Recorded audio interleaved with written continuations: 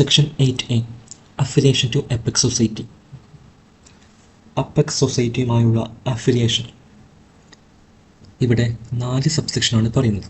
അതിൽ ആദ്യത്തേത്, every primary cooperative society or central cooperative society may within such time and in such manner as may be prescribed apply for affiliation to the concerned apex or central society as the case may be.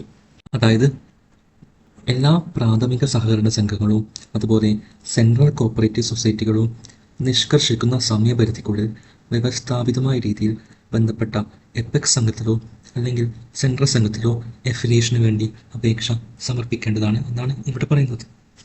അടുത്ത്, where the apex or central society does not within 45 days from the date of receipt of application for affiliation determine whether such affiliation should be given or not.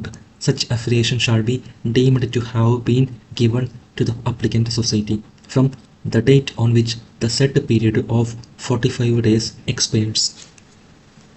അതായത് മുകളിൽ പറഞ്ഞ subsection പ്രകാരം apex സൊസൈറ്റിയോ അല്ലെങ്കിൽ central സൊസൈറ്റിയോ 45 ദിവസത്തിനുള്ളിൽ അപേക്ഷ ലഭിച്ച് 45 ദിവസത്തിനുള്ളിൽ affiliation കൊടുക്കാൻ തീരുമാനം എടുത്തിട്ടില്ല എങ്കിൽ 45 ദിവസം തീരുന്ന മുറയ്ക്ക് അപേക്ഷകനായ സംഘത്തെ ബന്ധപ്പെട്ട എപെക്സ് സംഘത്തിലോ സെൻട്രൽ സംഘത്തിലോ അഫിലിയേറ്റ് ചെയ്തിട്ടുള്ളതായി പരിഗണിക്കപ്പെടും എന്നാണ് ഇവിടെ പറയുന്നത്.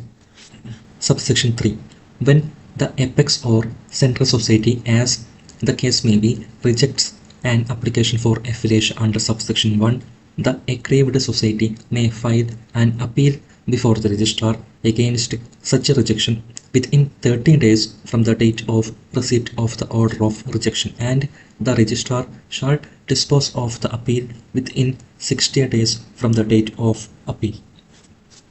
ഇവിടെ സബ്സെക്ഷൻ 1 പ്രകാരം ഒരു എപെക്സ് സംഘമോ സെൻട്രൽ സംഘമോ അഫിലിയേഷന് വേണ്ടി ലഭിച്ച അപേക്ഷ നിരസിക്കുകയാണെങ്കിൽ അപേക്ഷ നിരസിക്കപ്പെട്ട സംഘത്തിന് പ്രസ്തുത ഉത്തരവിനെതിരെ റെഫ്യൂസൽ ഓർഡർ കൈപ്പറ്റി 30 ദിവസത്തിനുള്ളിൽ രജിസ്ട്രാർക്ക് ഒരു അപ്പീൽ നൽകാവുന്നതും പ്രസ്തുത അപ്പീൽ രജിസ്ട്രാറിന് ലഭിച്ച് 60 ദിവസത്തിനുള്ളിൽ ആ അപ്പീലിന്മേൽ തീരുമാനം എടുക്കേണ്ടതുമാണ്.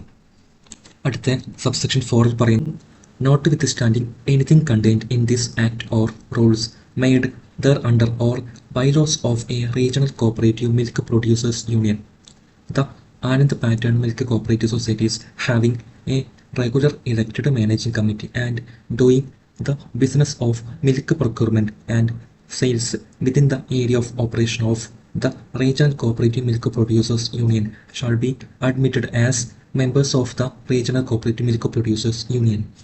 മുകളിൽ എന്തു തന്നെ പറഞ്ഞിരുന്നാലും ഈ ആക്ടിലോ അതിന് കീഴിൽ ഉണ്ടാക്കിയിട്ടുള്ള ചട്ടങ്ങളിലോ അല്ലെങ്കിൽ regional cooperative milk producers union, the Anand pattern milk cooperative societies എന്നിവരുടെ ബൈലോയിലോ പാൽ സംഭരണവും അതുപോലെ വിൽപ്പനയും നടത്തുന്ന സംഘങ്ങൾക്ക് മേഖലാ സഹകരണ ക്ഷീരോത്പാദക യൂണിയനിൽ അംഗമായി പ്രവേശനം നൽകേണ്ടതാണ് എന്നാണ് ഇവിടെ പറയുന്നത്.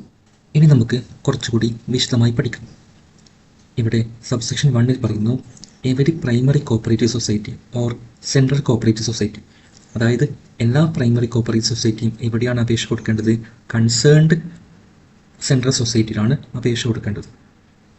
സ്റ്റേറ്റ് കോഓപ്പറേറ്റീവ് യൂണിയൻ എന്ന് പറയുന്നത് ഇവിടെ വരുന്ന സെക്ഷനല്ല, അതിന് വേറെ തന്നെ സെക്ഷനുണ്ട്. ഇവിടെ പറയുന്ന സെക്ഷൻ എപെക്സ് സൊസൈറ്റിയുടെ അഫിലിയേഷനുമായി ബന്ധപ്പെട്ട സെക്ഷനാണ് ഇവിടെ പഠിക്കുന്നത്. അതുകൊണ്ട് എല്ലാ പ്രൈമറി കോഓപ്പറേറ്റീവ് സൊസൈറ്റിയും അതുപോലെ സെൻട്രൽ കോഓപ്പറേറ്റീവ് സൊസൈറ്റിയും എന്ത് ചെയ്യണം? കൺസേൺഡ് എന്ന് പറഞ്ഞു കഴിഞ്ഞാൽ എന്താണ്? സെയിം ടൈപ്പ് ഓഫ് ബിസിനസ് ചെയ്യുന്ന എപെക്സ് അല്ലെങ്കിൽ സെൻട്രൽ സൊസൈറ്റിയിലാണ് എന്ത് ചെയ്യേണ്ടത്? അഫിലിയേഷൻ സമർപ്പിക്കേണ്ടത്. ഫോർ എക്സാമ്പിൾ, ഇപ്പോൾ ലേബർ കോൺട്രാക്ട് കോഓപ്പറേറ്റീവ് സൊസൈറ്റി ഉണ്ടെങ്കിൽ അതിൻ്റെ എപെക്സ് സൊസൈറ്റി ആകാം ലേബർ ഫെഡിലാണ് എന്തിനു കൊടുക്കേണ്ടത്? അഫിലിയേഷന് വേണ്ടിയുള്ള അപേക്ഷ കൊടുക്കേണ്ടത്.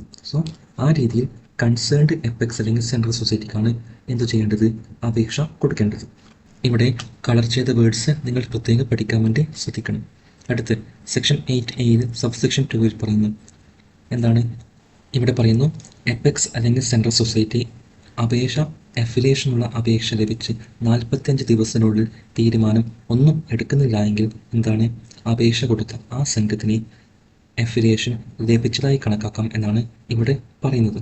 ഇവിടെ പ്രത്യേകം നോക്കുക, ചിലപ്പോൾ എക്സാമിന് from the date of receipt of application for affiliation എന്നതിന് പകരം from the date of receipt of application for registration എന്ന് നമ്മളോട് ചോദിക്കും. അങ്ങനെ ചോദിച്ചു കഴിഞ്ഞാൽ അതൊരിക്കലും എഴുതാൻ വേണ്ടി പാടില്ല. അടുത്ത സെക്ഷൻ 8A സബ് സെക്ഷൻ 3 പറയുന്നു, എപ്പെക്സ് അല്ലെങ്കിൽ സെൻട്രൽ സൊസൈറ്റി എന്ത് ചെയ്യാണ്? അഫിലിയേഷൻ്റെ അപേക്ഷ നിരസിക്കുകയാണ്. അങ്ങനെയെങ്കിൽ എന്ത് ചെയ്യാം? ആ സൊസൈറ്റിക്ക് ഒരു അപ്പീൽ കൊടുക്കാം. ഇവിടെ അപ്പീൽ എന്നാണ് പറയുന്നത്, അല്ലാതെ റിക്വസ്റ്റോ റിവ്യൂയോ റെപ്രസെൻറ്റേഷനോ ഒന്നും അല്ല ഇവിടെ പറയുന്നത്, അപ്പീലാണ് പറയുന്നത്. സോ അപ്പീൽ ആർക്കാണ് ഇവിടെ കൊടുക്കുന്നത്? രജിസ്ട്രാറിനാണ് കൊടുക്കുന്നത്. അതായത് റിജക്ഷൻ ഓർഡർ കിട്ടി 30 ദിവസത്തിനുള്ളിൽ എന്ത് കൊടുക്കാം? രജിസ്ട്രാറിന് അപ്പീൽ കൊടുക്കാം. അങ്ങനെ അപ്പീൽ കൊടുത്തു കഴിഞ്ഞാൽ 60 ദിവസത്തിനുള്ളിൽ എന്ത് ചെയ്തിരിക്കണം? രജിസ്ട്രാർ അതിന്മേൽ തീരുമാനമെടുത്തിരിക്കണം എന്നാണ് ഇവിടെ പറയുന്നത്.